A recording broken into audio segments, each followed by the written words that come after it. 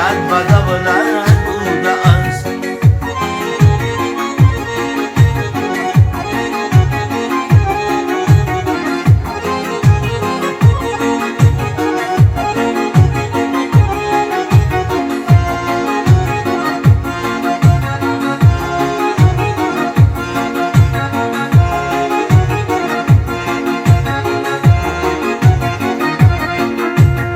صد هزار اندیشه کن در انتخابی دوستی خوب، صد هزار اندیشه کن در انتخابی دوستی خوب. با رفیقی خوب نشستن تاج دولت بوده است.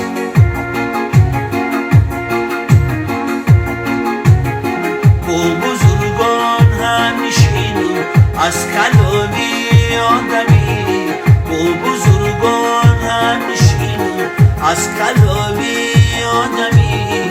با کس و ناکس سخن گفتن ملامت بوده است.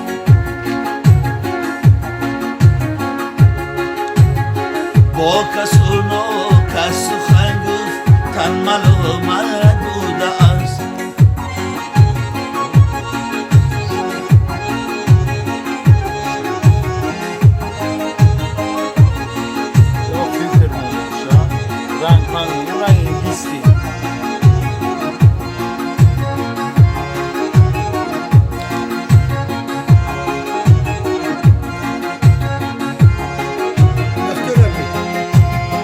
دستی پیران را بگیر و خدمتی پیران بکن. دستی پیران را بگیر و خدمتی پیران بکن. با پدر مادر نشستن هم غنیمت بوده است.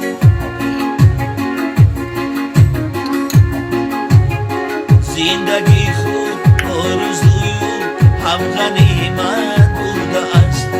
دستی پیران را گرفتن فیض و حکمت بوده است.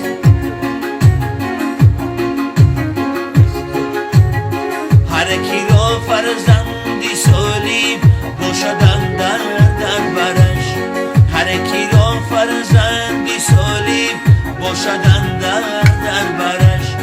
او به دنیا آدمی بکرد به دولت بوده است.